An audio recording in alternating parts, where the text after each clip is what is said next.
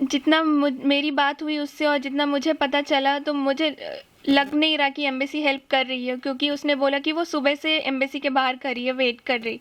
वो 5 बजे कीव पहुंच चुकी थी सुबह के, और वो दोपहर के 3-4 बजे के अराउंड मेरी उससे बात हुई। वो बोली कि वो एम्बेसी के बाहर ही वेट कर रही है, अब तक कोई रिस्पॉन्स नहीं आ रहा अंदर से। तो अभी फ़िलहाल 1 घंटे पहले मेरी बात हुई उससे, तो उसने बोला कि वो बोको मिलेट्स हॉस्टल में अभी है। अभी आपके बैच के वहाँ पर कितने कितने स्टूडेंट्स और होंगे जिन्हें आप जैसे आप जिस बस में आ रही थी वहाँ पे कितने स्टूडेंट्स और थे, इंडियन स्टूडेंट्स जो अभी वहाँ पर रह गए हैं वहाँ पर? हाफ ऑफ मेरे यूनिवर्सिटी के ऑलमोस्ट हाफ स्टूडेंट्स वहाँ है ही, अभी निकले नहीं है। इंडियन स्टूडेंट्स अभी जी, वहाँ पर हैं जी, हाफ हमें ऑफ। प्रॉपर इन्फॉर्मेशन नहीं मिला था कि हमें निकलना है। जब हमें इन्फॉर्मेशन मिला तो हम फ़्लाइट्स बुकिंग करने लगे अपने लिए, जब एम्बेसी की तरफ से आया कि हमें निकल जाना चाहिए टेम्परेरी के लिए, तो हम फ़्लाइट्स बुकिंग करने लगे। तो हमें फ़्लाइट्स मिल नहीं रही थी जल्दी, और जो मिल भी रही थी बहुत रेट्स थे। तो सबने 20 को हमें न्यूज़ मिला कि हमें टेम्परेरी यूक्रेन लीव करना होगा। 21 की फ़्लाइट बुक हो चुकी थी, 22 की हो चुकी थी, 23 की भी हो गई थी, और 24 की जिन्होंने की उसके बाद से ओके, तो इसमें कहीं ना कहीं यूनिवर्सिटी का भी रोल है कि वो ठीक तरह से इंफॉर्मेशन को आगे डिसेमिनेट नहीं कर रहे हैं, जो तरीका होता है उसको आगे रोल अदायगी ठीक तरीके से नहीं हो रही है, तो स्टूडेंट्स के बीच में प्रॉपर तरीके से इंफॉर्मेशन नहीं जा रही है, तो इसीलिए बच्चे वहाँ पर फंसे के फंसे रह गए। तो इसको आप कैसे देखते हैं? अम, मैं बोलना चाहूँगी कि इंडियन गवर्नमेंट को हमें सिचुएशन देके हमें ऑन स्पॉट इवैक्यूएट कर देना चाहिए था। हमें ऐसे टेम्परेरी लीव करने के लिए नहीं बोलना चाहिए था, जिसकी वजह से बच्चे वहाँ फंस गए। उन्होंने हमें एग्जैक्ट नहीं बताया कि कब निकलना है, कैसे निकलना है। हमें बस 3 फ्लाइट दे दी, जबकि तीनों फ्लाइट बुक हो चुकी थी, सीट्स नहीं थे अवेलेबल। ओके, सीट की अनअवेलेबिलिटी का बहुत बड़ा रीज़न रहा है कि काफ़ी ज़्यादा वहाँ पर अभी बच्चे इंडियंस जो स्टूडेंट्स हैं अभी भी वहाँ पर रह गए हैं वहाँ।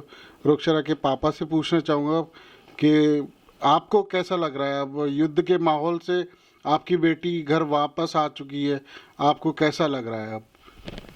मैं तो बहुत खुश हूँ, मेरी बेटी वापस आ गई। लेकिन एक दुख होता है कि और भी तो बच्चे हैं जो वहाँ हैं। हाँ, उनको सोच के मैं दुखी हूँ कि कम से कम उन लोगों को निकलने का कुछ न कुछ उपाय किया जाए, निकाला जाए वहाँ से। अगर युद्ध भड़कता है तो फिर बहुत मुश्किल हो जाएगा। आज जैसे बच्चा सब फंसा, तो उसको न खाना मिल रहा है, न सही इंतज़ाम है, न रहने का इंतज़ाम है। हम दूसरे कॉलेज में जा कर के बच्चा शरण लिया है, बोको मिलेट कॉलेज में बच्चा है जपरोजिया यूनिवर्सिटी का, तो वो तो दूसरी जगह अब उसको वहाँ खाना न मिल रहा है। तो बच्चा कितना दिन उस बात को सहन कर सकता है, कैसे क्या करेगा? और अगर युद्ध और भड़का तो फिर वहाँ पर तो बहुत दयनीय स्थिति हो जाएगा बच्चे लोग का। उन्होंने काफ़ी नॉर्मलेंसी का माहौल वहाँ पे बनाए रखा अंदर कि ऐसा कुछ नहीं है, कि ये सब होता रहता है, और काफ़ी ज़्यादा सिचुएशन को अंदर नॉर्मल रखा कि ऐसा होता रहता है, ये यूज टू हो चुके हैं जैसे यूक्रेनियंस वहाँ के लिए।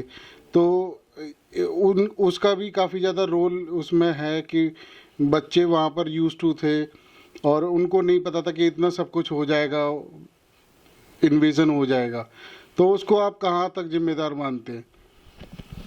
ये जिम्मेदारी तो वहाँ के गवर्नमेंट निभाई नहीं सही ढंग से, बल्कि बच्चा के ऊपर थोपते रही गवर्नमेंट कि भाई अभी ये 3rd ईयर वाला जो बच्चा पास किया है उसका क्रॉप का एग्ज़ाम है, 6th ईयर वाले का क्रॉप का एग्ज़ाम है, उसको जबरन थोपा गया और बच्चा को भी इस ढंग का क्वेश्चन दिया गया जो उसके सब्जेक्ट से मिलता ही नहीं था, ताकि बच्चा फेल हो। बच्चा फिर अगला 15 तारीख का फिर एक टाइम था शायद उसका, 15 मार्च को, तो उसको उस टाइम तक रुके, बच्चा इसमें इन्वॉल्व रहे, बच्चा जाए नहीं। बच्चा को रोकने के लिए तरह तरह का बात किया गया वहाँ। 3rd ईयर और 6th ईयर वाले बच्चों को कोई कंफर्मेशन नहीं दिया जा रहा था कि आप जाओ। और हमेशा ये बात बोला जा रहा था कि ऐसा होते ही रहता है, कुछ भी नहीं होगा। हाँ, बच्चा को बरगलाया गया वहाँ पे। बच्चों को बरगलाने की बात, बहुत बड़ी बात सामने आ रही है। तो माता जी, मैं आपसे पूछना चाहूँगा कि इसमें आपकी बच्ची सही सलामत घर पे वापस आई है, बड़ा खुशी का माहौल है अब, और आपको कैसा लग रहा है अब?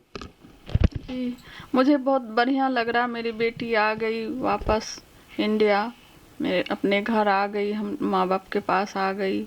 मुझे बहुत खुशी हो रही है, लेकिन दुख भी हो रहा है। जो वहाँ बच्चे फंसे हुए हैं उसके लिए बहुत दुख है, बहुत मुझे टेंशन हो रही है। दुआ कर रही हूँ कि वो लोग भी सही सलामत अपने घर, अपने माँ बाप के पास आ जाए।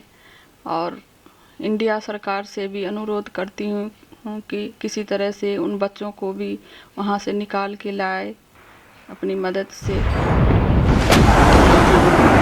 मास रेस्क्यू ऑपरेशन चलाया गया। जी, ये बात सही है। मैं बात करी हूँ, मेरी बिटिया की दोस्त लोग जो है वो बोल रही है सुबह से भूखी हूँ, कुछ भी नहीं खाई हूँ, भूखी प्यासी हूँ। फ़ोन डिस्चार्ज हो रहा है, कुछ भी फ़ोन चार्ज करने का भी कुछ भी इंतज़ाम नहीं है, उसके पास कपड़े नहीं है, उसके पास खाने नहीं है।